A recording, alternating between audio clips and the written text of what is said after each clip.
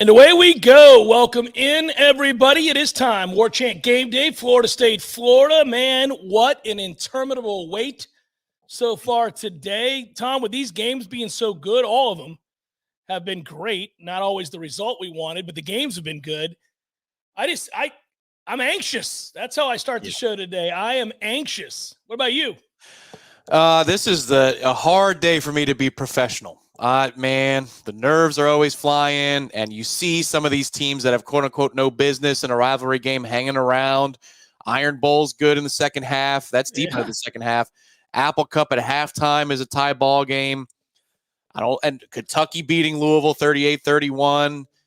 Damn it, man. This has been a long wait. Can we just kick this thing off? I mean, I enjoy this gig so much. But this is going to be a tough hour. This is going to be a tough one to get through because I have a hard time being professional, man. This is the one. This is the one that means everything to me. Yeah, well, we're going to do 50 minutes, and then we're done. That's how this is going to work for everybody out there. We're going to do 50 minutes on the nose, and then we're done because I'm going to have a cold one, and I'm going to sit down and watch a football game. I'm like you, buddy. I think this is tough. Tom, yes, it is live, not Tom Lang, Tom Ortner. Of course it is live. We're always live 1 hour before road games. Tom and I have been all year long kicking ass and taking names. It's what we do. And so it is live, and we're all good, and we'll take your questions within the chat. This is the fun thing about football. This is what football is. When you get into a rivalry weekend, you know that there are going to be weird results and weird games and scores that kind of make you raise an eyebrow. But here, I've said this all along, and I'll say it again at the outset of this broadcast. If Florida State wins out, they're in. That's all there is to it. It is abundantly clear. There's enough in the way of ugly wins and ugly losses and ugly plays, and nobody's perfect. Just win the damn games, and you're in. Florida State will make the college football playoff if they win tonight and if they beat Louisville in the game at Charlotte a week from now. And by the way, that game's not going to be easy because I know Louisville lost today, but one thing you see with Louisville, when I watch that game very, very clearly, they are physical, Tom. That's going to be a fun game. I mean, and you know they'll show up because they're well coached. They will. I like that matchup for us better than today's. Today's just is all about variance. It's just so hard to pin down. Last year, even though it was a closer game than we expected and Florida was able to dominate the lines of scrimmage, like you knew for stretches, but you knew we would be able to run the ball before that game kicked off. There are going to be moments where we can run the ball. And we did. And Trey had a big night early on and then late. That was a good game for Trey, the ground game, the ground attack. And Jordan, of course, put the superhero cape on last year. So that was a game where you knew a couple of things before it kicked off. There's just so many unknowns here. I think Tate is going to play well. I think Florida's defense, the one that's awful, is going to show up again tonight, and we're going to have opportunities for big plays. But it's Tate. No disrespect to Tate. He has boom and bust potential. So I don't know what I'm going to see drive for drive out of Tate. And then on the other side, they've got a backup quarterback who's a scrambler. And I know that's the Joe Public line to be afraid of running quarterbacks. Everybody's got a problem with a running quarterback. I just think given the way our defense is constructed, if you had Mertz on the field, it's a better matchup for us. So there's variance there. It's not to say that I don't believe that Florida State's going to win. It's just I don't know what I can count on before we kick off tonight. And that's the hard part of waiting until 7 o'clock for this game.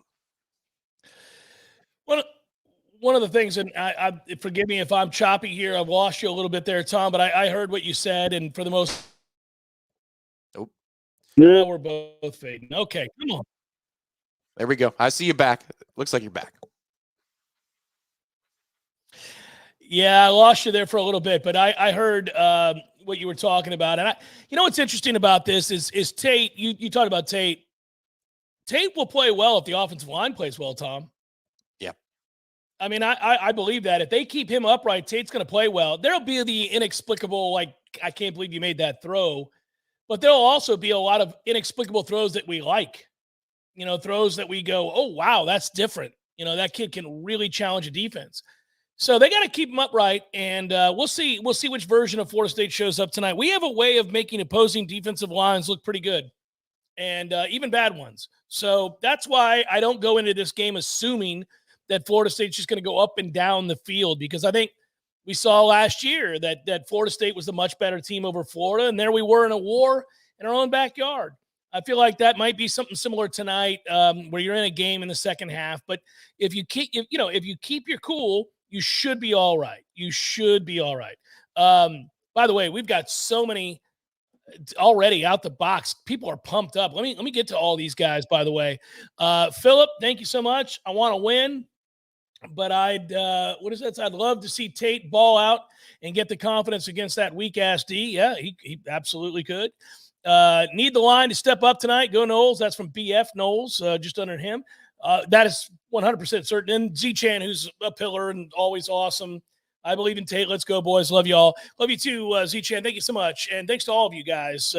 Listen, rivalry games at night in the swamp, man. I don't care if Florida's 3-9 or whatever they are. Like they're not. They're 5-6. But I'm saying, they're going to show up and play hard. And if you give them a reason to believe, they'll believe. So don't. And play well early. Stay the course. A punt's fair. It's okay. Fair play to you, Tate. Get rid of the ball. If we got to punt and play defense, that's okay. Don't force the issue. We'll figure something out as the game goes on. I really believe that. So should be a lot of fun. Some of you all asked me, you thought I was going down to Gainesville. If I don't have to go to Gainesville, if my job doesn't make me go to Gainesville, I don't go to Gainesville. Now, I've been 20-something times to Gainesville for this game. I will be in Charlotte, and I can't wait to head out this week to Charlotte. But I got the option this week not to be in Gainesville. So when Tom said, hey, you want to just do the pregame show from the cozy confines of your hizzy, I said, you're damn right I do. And so that's where we are tonight. And I'm nervous, but I'm excited, and it's great to be with all of you guys. I just want you to know, even though I said I have a hard time being professional, I really was today, sir. I was at Gordo's early on. And I can't get a text. Well, you're working on a chainsaw deal. Today. I was. I ended up chopping. Hey, guys, you want to know what kind of man hosts the Jeff Cameron show? It's this kind of man who today chopped down a tree with a chainsaw and cut it up into 57 pieces like a bad son bitch. That's what I did before the game to get my anxiety out. Yeah, not quite a Jimi Hendrix lyric. You brought out the chainsaw instead of the edge of your hand. But, it was impressive. It was just... Buddy, that extra one was calling, and I said no. This is an important day. We got to just want that text, man. I know where Gordo's is. I practically, my GPS in my head, it takes me. Come on, man. It's this is a day that it's just taken forever. And what I expect to see at minimum tonight from Tate is I expect to see 2 plays where you go, oh man, what a freak of an arm. This guy has got a cannon. That is a laser. That's NFL. And I expect at minimum 2 times where you go, good freaking God, what are you doing? And I'm just hoping that there's more than 2 on the good side and only 2 on the bad side. And when the bad things happen, the ball hits the ground. The pass hits the ground, and we're okay there. I believe in Tate too, Z-Chan. Thank you very much for the contribution there. I believe in him. There's more boom than bust here for Florida State today. You just got to block it up. And I think if you start getting the ball out of his hand early, he'll get into the rhythm of the game. And at that point, the pocket presence will kick in. I know we got a question about that, but holding the ball too long is Tate's issue. And getting greedy with downfield shots is Tate's issue. Yeah. I'm very interested to see how Mike calls the game to protect him tonight, or conversely, how much he lets Tate just operate and play loose and free. It'll be fascinating to see those play calls. Sanders Clardy, I believe it is, Tom, all the way from the Peace Corps in Cambodia. And by the way, I've had 2 different dear friends serve in the Peace Corps and do incredible work. So thank you for your service. Thank you for working very hard and making the world a better place. He writes, Jeff and Tom, 6 a.m. here. Have a cold one, Sanders. Are y'all confident in Tate's pocket presence with our questionable offensive line play and lack of efficient running game? I'm worried about UF's defensive line tonight. I would never be worried about UF's defensive line given what I've seen a lot of teams do to them this year, but I think it's a fair point to make. Florida State's offensive line is the weakness of this football team. Full stop. It is. They don't protect great. They don't run block well. They are an average group, and you wonder how Tate handles that tonight if early in the game, sparked by adrenaline, Florida's defensive line starts to make some plays in one-on-one situations and gets to the quarterback. Does Tate handle it well? And by handle it well, and Tom and I have already talked about it, it's okay to eat it, man.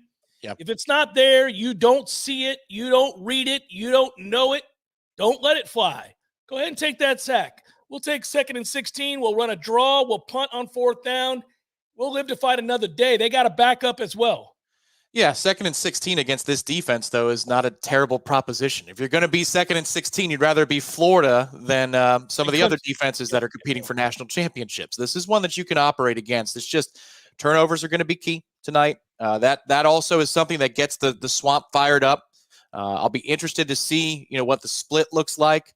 I know they're playing for bowl eligibility today, but I would imagine, all things being equal, there's a lot more Garnet in the stands this year than a typical year where Florida plays well. I don't care about this game. But there was a lot on the secondary market this week. I think we're going to be there in droves. You just don't want the blue and orange fans to be loud early on, and a turnover is something that gets the juices flowing for them. It's the night of the swamp. It's going to be loud either way.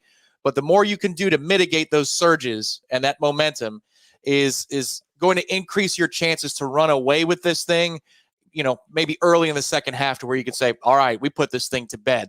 But if you turn the ball over a couple of times early, operate from a deficit, they're going to be engaged the entire way, and it makes the job that much harder. And so that's the thing. I don't always want to look around the corner and fear danger, but this game just means that much. I mean, it's your chance to go 12-0 for the third time. Tom, I'll tell you something right now.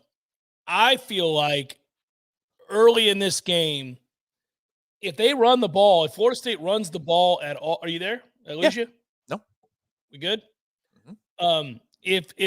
Okay. I don't know what's going on with my internet tonight. It's normally perfect.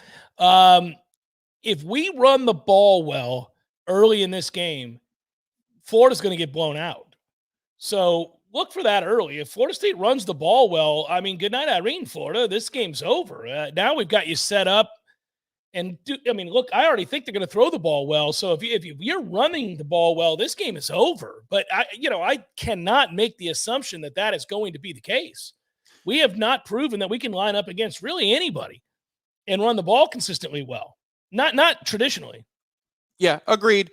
But they have given up the run to everybody. So you've got weakness against weakness in a way. I think they're going to pass pro fine. I think the passing game is going to be healthy and it's going to be fine. But you're right. If we can run the ball, they're giving up more than 5 yards per carry for the entirety of the season. Arkansas ran on them. They can't do much of anything. Missouri ran on them. Kentucky ran for 9 yards a carry on them. Kentucky's equipped to run the ball. But you can run on. That was 9 yards a carry. I mean, my God. So they quit in that game. That was crazy. Yeah.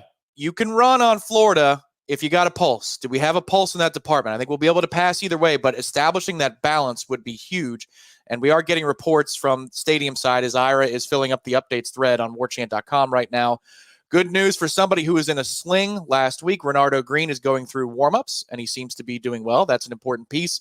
Second note there, Kalen DeLoach with the other linebackers warming up. Also looks like all the running backs are warming up. Jordan had taken off his Garnet jacket. He is Jordan Travis present in Gainesville, yeah. And he's wearing his jersey. He was on the sidelines. There he is right there. And Florida State players are wearing #FinishFor13 shirts tonight, which is really, really cool as well.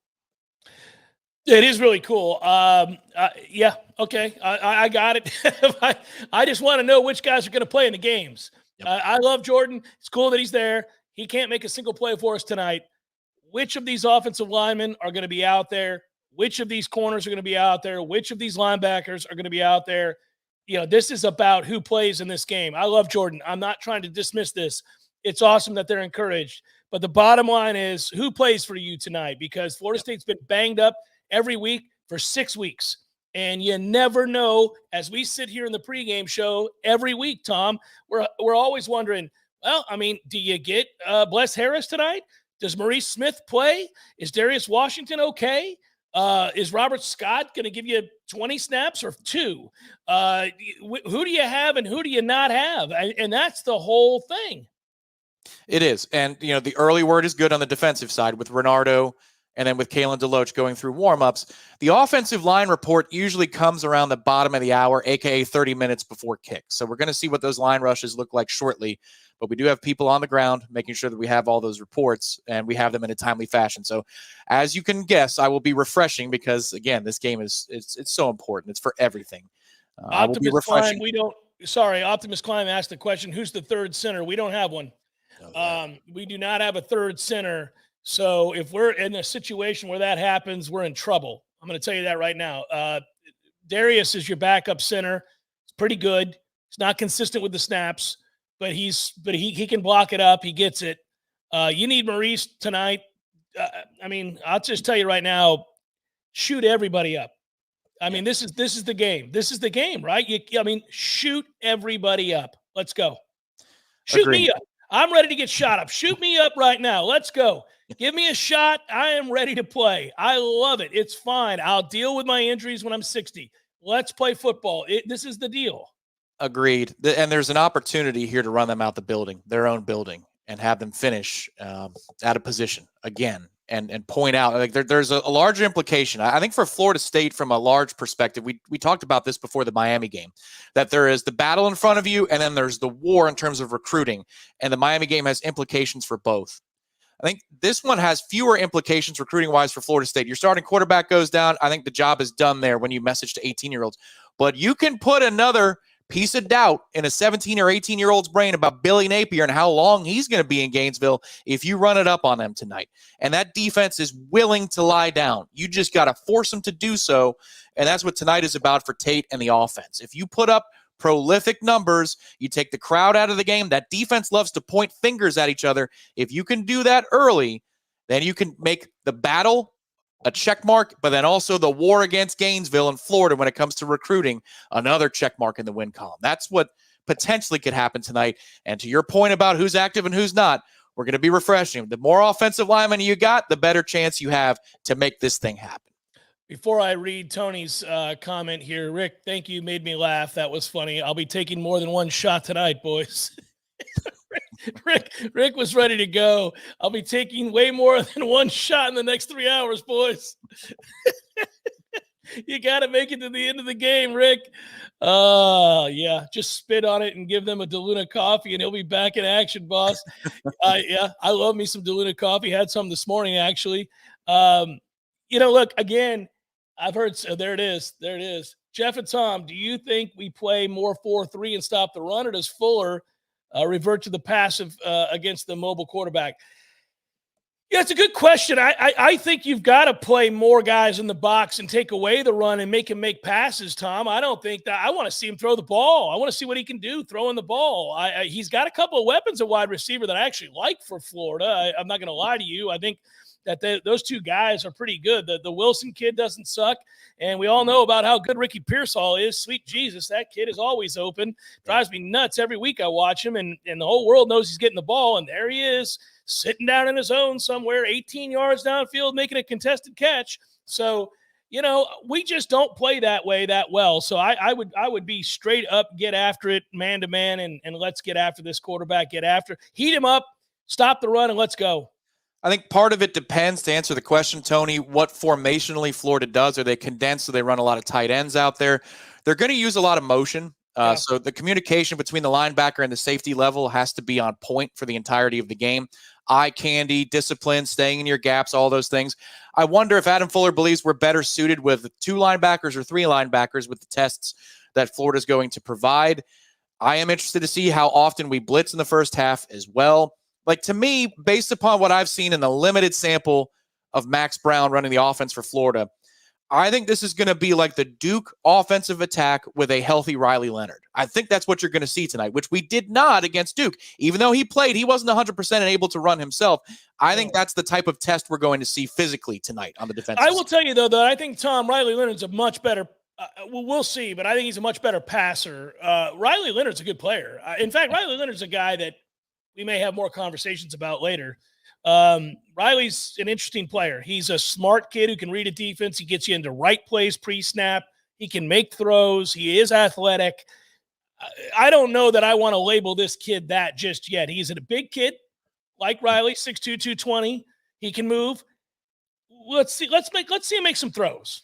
He made a couple against Mizzou last week that were very impressive, but I'm not even talking about that per se. What I mean is it's a quarterback-driven running offense that you got to account for the quarterback at all times, and it's going to be physical, and you got to be in the right gap because they're going to isolate you if you're a linebacker. If you're Deloach or Bethune, you need to be on the outside shoulder, not the inside shoulder, because it all rides on that. They do a very good job of isolating a one-on-one situation in which the linebacker or the safety has to be in the right place. Like, to me, Deloach's health tonight is critical, and then Akeem Dent being out there and coordinating everything as Florida goes through all of its shifting and motions is also going to be very, very important. So I'm just talking about the stress that it puts on the second and third level to be in line, and then also the fact that they're going to be straight ahead and they're going to be pretty physical. So let me tell you something right now. We can get into a very interesting conversation come Monday, Tom, you and I, and the rest of Florida State's diehard fan base and our listenership and everybody else. If they go out there tonight and play defense poorly, and Florida moves the ball up and down the field with a backup quarterback that's thrown a total of 12 passes, who's run the ball 8 times for 40-something yards, I'm done talking about how good Florida State's defense is. I'm done. Because this happened last year, and they played 2 terrible teams at the end of the year against Florida and Oklahoma, and both those teams did whatever they wanted to do on offense. So I'm going to start chalking up Florida State's defense's success to a sorry run of backup quarterbacks in the ACC. And I hate to be that guy, but I'm telling you now, don't go out there tonight and get lit up, because at some point we're just going to have to admit that's what's going on here. Well, the good thing is you're that guy in a hypothetical place that maybe won't exist at all when we're done with the game tonight. That is correct. And the good thing about this team and what they've seen so far, if they've seen anything, it's mobile quarterbacks.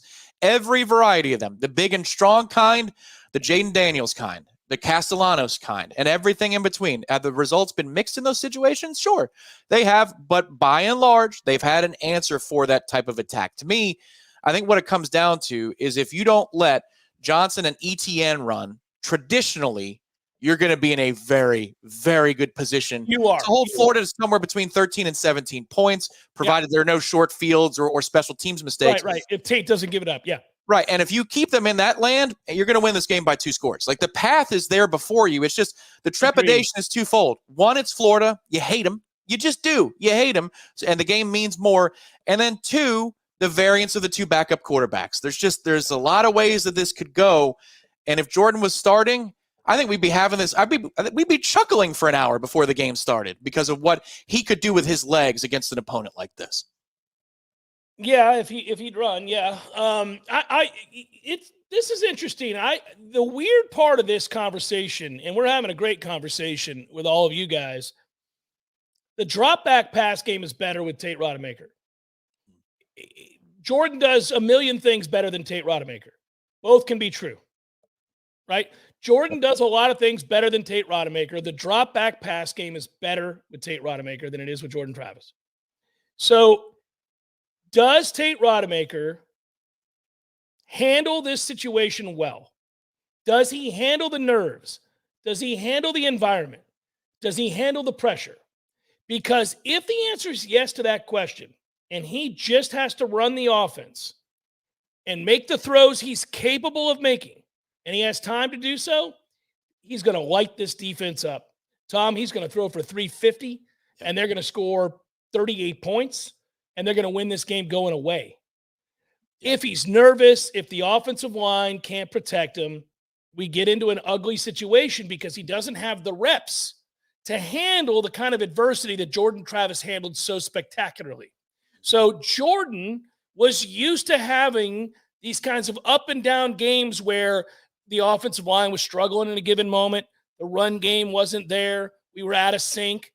And Jordan would make plays. And Jordan was special in those moments. He would take the team, put him on his back, and make plays. But Jordan had played a ton of football here. He had started a ton of games. He had seen it all. He could gauge, okay, I see what's going on here tonight. It's on me. It's on me tonight. Or I'm going to have to do this to make sure this opens up. Tate doesn't have that reservoir of experience to fall back on. Tate doesn't have that moment where he can say, oh, this is just like that time when I had to do this, this, and this. He doesn't have that.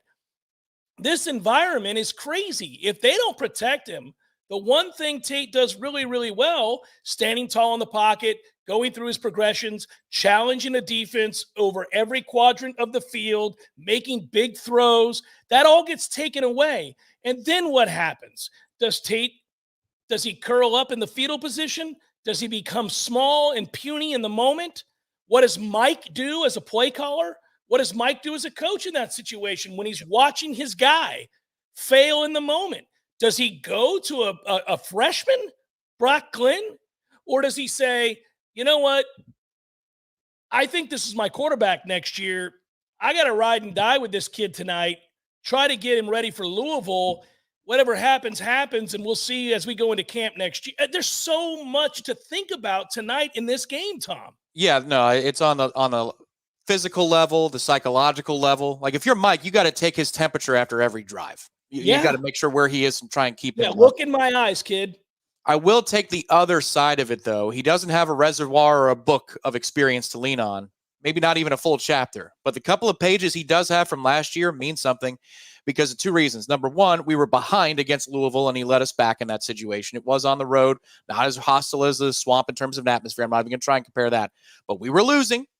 And also, he started the game awful mistake towards the end of the second quarter before you go into halftime.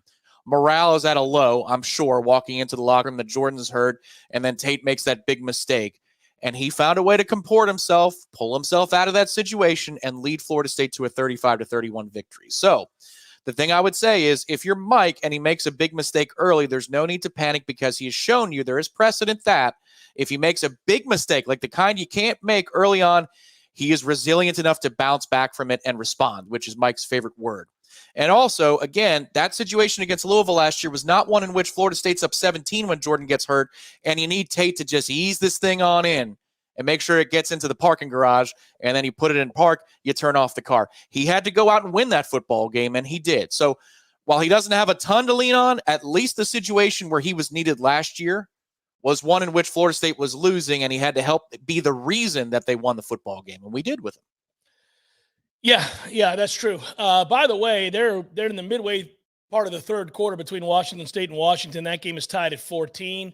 Just saying. Apple Cup goes Washington State's way. Florida State's getting in the playoffs with wins. I would also note that, as I suspected, Jed Fish in Arizona killing Kenny Dillingham in Arizona State. But how about Auburn up 24-20 over Alabama in the fourth quarter right now, Tom? This is getting dicey. Yes. This is getting kind of for real. Is it dicey or delicious? Because no matter what, Alabama can win, but we can take away some of these narratives because now Alabama has this moment and the USF moment. So can we stop talking about freaking Alabama backdooring their way into the playoff? Well, they're not going to get in the playoff without winning against Georgia, so it's irrelevant. Yeah, but even if they did, the flaws on the resume to jump us, get the hell out of here with that. Well, not if no. If we're undefeated, we're not getting jumped. I'm telling everybody out there that'll listen, nobody's jumping Florida State if we're undefeated. So there's snapping to Tate in the pregame warm-up should be a good indication of him being ready to play. You're damn right. Jordan I don't care.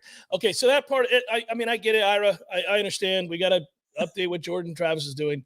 I'm just wanting to know who's playing tonight. Hey, man, emotional support for Jordan is a real thing tonight. Like, rallying around the idea of playing forward. They love the hell out of that player. I don't think that's a nothing detail.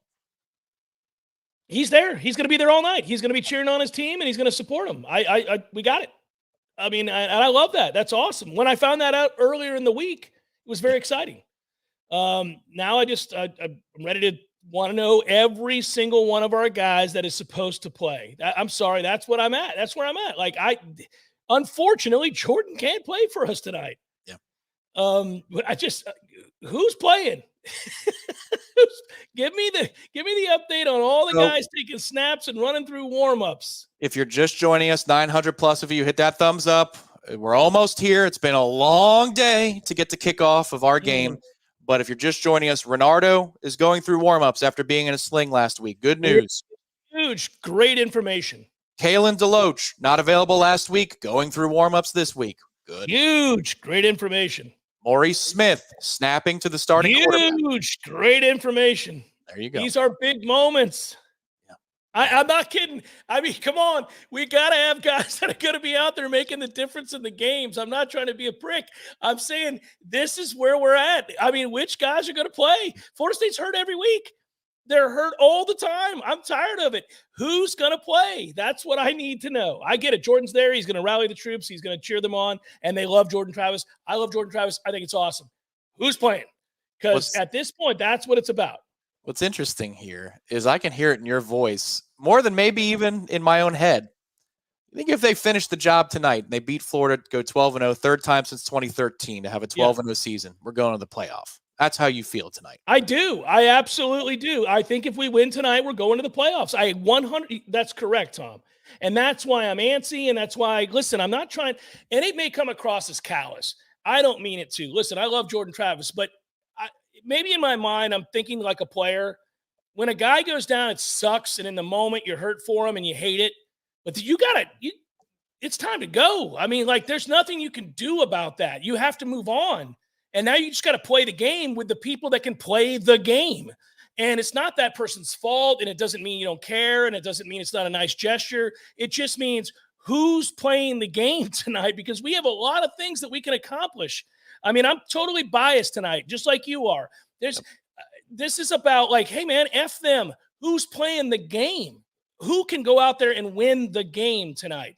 And so that's why I keep wanting to know, all right, so we got Bless. Do we have Maurice? Do we have Robert? Do we have Kalen DeLoach? Do we have Renardo Green? These are guys who are going to have to make plays tonight.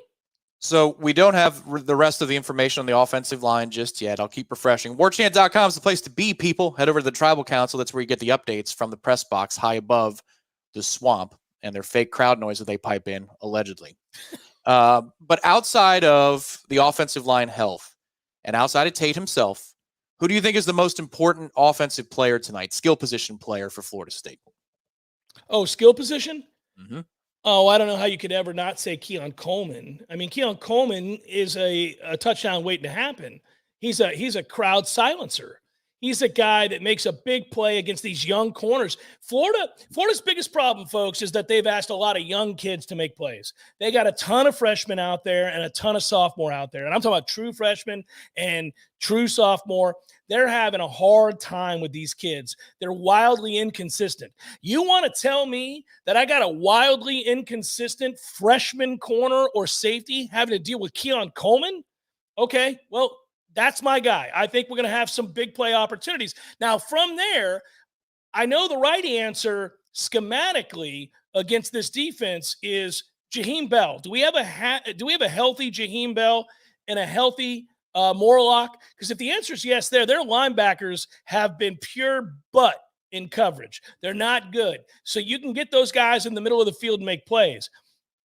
I think that's the answer. I think that's how I would answer the question, is that I'm never not going to say Keon Coleman, a healthy Keon Coleman against young, inexperienced, inconsistent secondary members. I'm always going to say that's the matchup. So related to that, what I would ask you is, we've talked about what Florida State's defense could or should do against Max Brown. How would you play Tate? How would you play this offense? How would you line up on the field? How aggressive would you be if you're Florida? Would you try and heat him up? Or would you say, beat me on a 12-play drive? No, I like where your head's at, Tom. Just for everybody at home, Tom and I talked earlier today. We like to touch base in the big games and talk a little bit about our emotions, where we feel things are at. And we were talking earlier today, and I agreed with Tom. I don't want to steal your thought there, but because I agree with you. I think I'd play back and see if Florida State will run the ball. I think I'm gonna see if Florida State's patient enough to try to run the ball. First of all, if I'm Florida, I'm arrogant enough to look at the tape and say, I know we're not good, but golly, Florida State really had a hard time running the ball against North Alabama for a quarter and a half. Yep. So, okay, I'm gonna make them do it, and then I'm gonna try to see if Mike is patient, because here's the whole thing: Tate's got the big arm and he's got playmakers, and they can stretch the field. If I take all that away, are you patient enough on the road with a wildly inconsistent offensive line to line up and run the ball and gash me for 4, gash me for 2, gash me for 3, go for it on 4th and 1? Like, are you going to do that? Because I'd want to know the answer to that if I was their 30-year-old defensive coordinator, who I hope is in over his head, and I think he might be. Yeah, to me, I wouldn't heat up Tate early, at least. I would come out and say, can you make 6 throws in a drive without an unforced error? Can you make 6 good throws in a drive to get Florida State down the field? And if you can, all right, we'll change what we're going to do. But I feel like there's an unforced error coming my way, and I feel like it could be a big one. So the more that you're on the field in front of me, the better the chances are that something like that happens. Now, again, they're not good at covering. They're not good at stopping the run. So they're going to probably give it up anyway. But I think my path to a victory, if I'm Florida's defensive coordinator tonight, is turnovers. It's splash plays on defense. We're going to give up points, but let's see if we can put our offense in position on short fields to go get some points ourselves. And I don't know that blitzing and leaving Keon Coleman with this guy with a cannon for an arm in isolation, or Johnny Wilson in isolation, is the right recipe. I'll be interested to see what they do, though, because you could argue it the other way and make a compelling case. I think you could too. I thought about it, Tom, after we hung up. I kind of thought, I wonder if I'd go the other way. I still lean your way. I still would make Florida State be patient. I would still make Florida State's offensive line prove to me that they could block me, because I'm not sure they can. I'm probably the most negative guy on the staff right now about this offensive line. I'm just not impressed. I'm not impressed. I think they've had a bad year. I think it's gotten worse as the year went on. I feel like the offense has been pretty stagnant for several weeks. I've been frustrated by everything I'm seeing with this inconsistency up front. And it's one of the things that's made me concerned about how we would match up in the playoff. But at this point, all I care about is getting to the playoff. At that point, it's all gravy. It's all bonus. I mean, if you just get to the playoff, win this game tonight against your rival, sweep those bastards, Florida and Miami. Go 12-0. Throw it down on the table. Let everybody know this is what we are. Won 10 games a year ago, beat Miami and Florida, went undefeated this year, beat Miami and Florida. Go win the conference. Whatever happens in the playoff. That's about matchups. That's about health. That's about a lot of things. But if you go stretch this out and go undefeated, and how can anybody argue with you in state for a recruit? You ought to really have it going at that moment. What do we got here?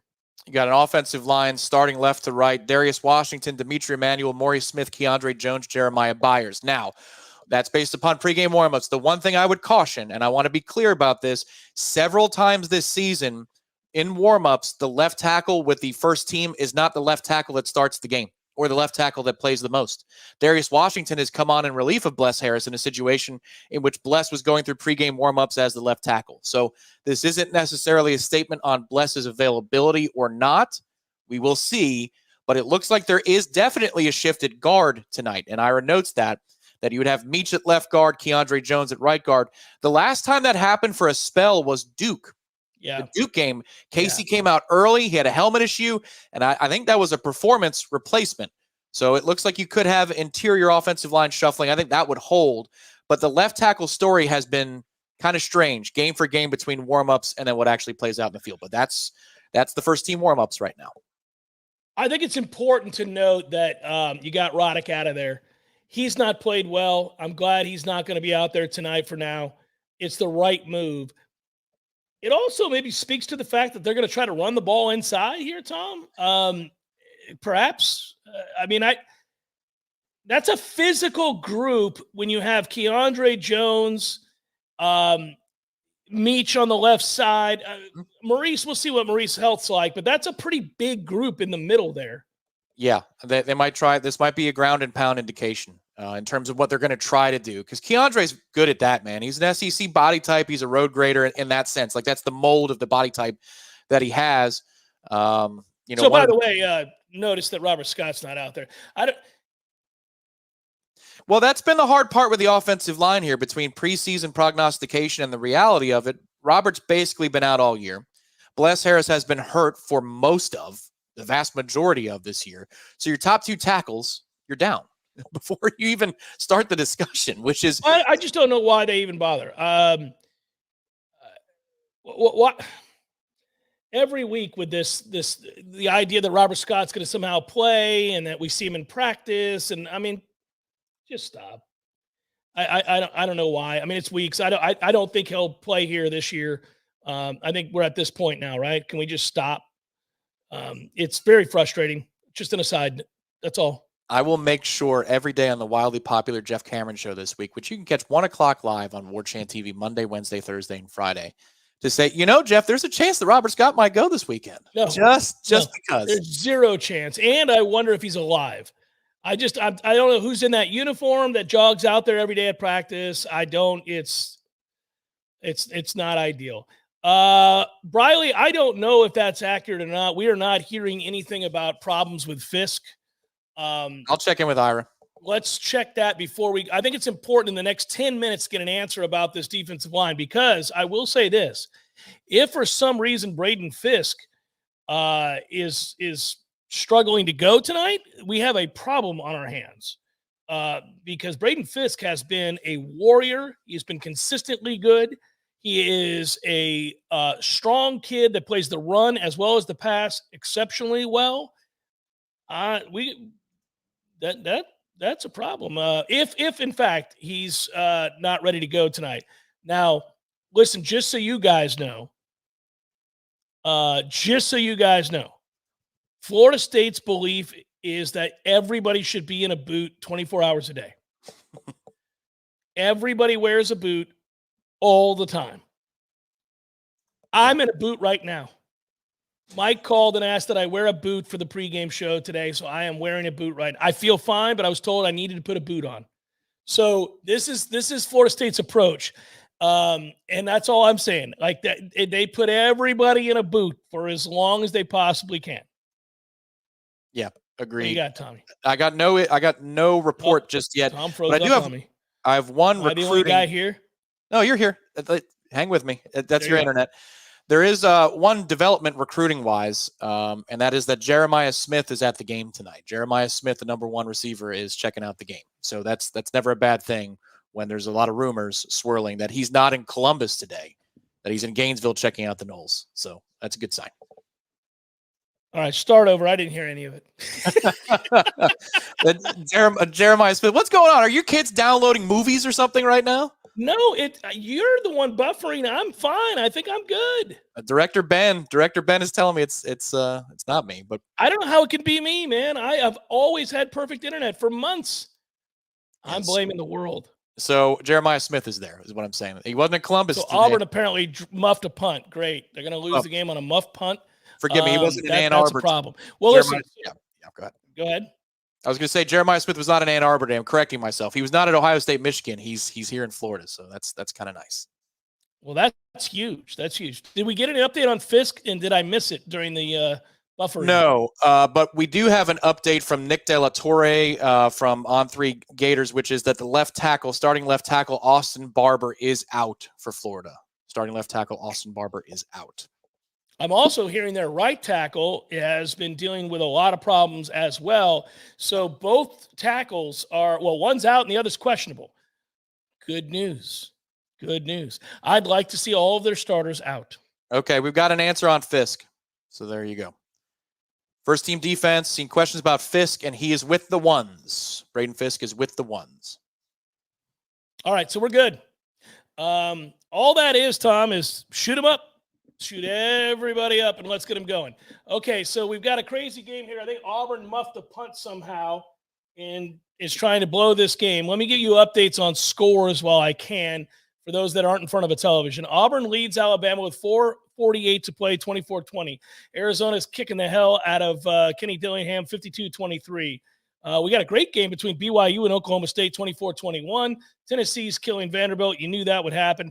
We're still tied at 14 between Washington State and Washington. Anything else, Tom, that I'm missing here? I don't think so. It's just that the noon slate was outstanding today. They had their own like NFL red zone style witching hour where there was a lot going on around 2:45, 3 o'clock today. We just hope that none of that weirdness is in Gainesville tonight. Let's keep this one. Let's have this one be strange rivalry Saturday today in college football, but not in Gainesville, where Florida State just trounced the Gators. And like you talk about, they show one highlight of Tate throwing a bomb to Keon Coleman. Yeah. They flash the score and they move on to something sexier. Yeah, you got to go back and watch your own stuff. Yeah, it's funny. I would love to be in a rocking chair tonight. I would love to light a cigar tonight on the porch.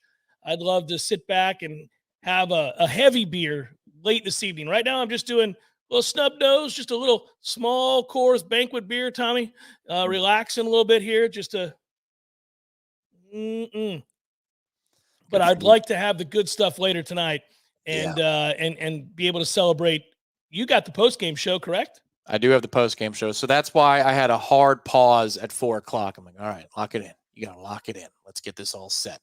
So it was a hard pause at 4 o'clock, and then, win or lose, which, come on now, let's just get the job done and be 12-0. I am going to be enjoying some espresso blend with a little bit of juice, and that's going to be what comes on the postgame show. Again, 10 to 15 minutes after the game, and it will be here on Warchant TV. I know Director Ben has already put the link out. A lot of people in the chat like to talk through things during the game, so follow that link. The live chat will be active during the game, and you can commiserate with your fellow Noles as we look to go to 12-0.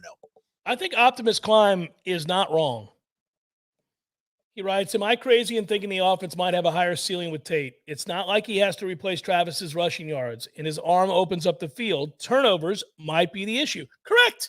That's it. That's the whole thing. If he doesn't turn the ball over and he throws the ball down the field and he's protected, he could really light it up in the pass game. He's got that in him. We've seen it. Agreed. Now, I would say this, though. Nobody's a runner like Jordan. Like, nobody in program history is a runner like Jordan. But I know that R. Wilmer had put in the chat way earlier in the show, he thinks that Tate's legs are going to come into play here because Tate can move. And you could see a situation or two early where Florida's selling out on the give on a read option and Tate breaks one for 15-plus yards. That's not inconceivable tonight. Right. Oh, I totally agree, Tom. I totally agree. I think he'll run around quite a bit if he has to. Hope they drove the boys down frat row on the way in. UF students 100% on brand this weekend. Oh, boy. I'm sure there were all kinds of awful signs. There were. Were there really? No, we're not dignifying it. We're not going to dignify it. It's bad. It's bad. You mean making fun of an injury? Yeah. And worse than that, too. Yep. I don't even know what that means.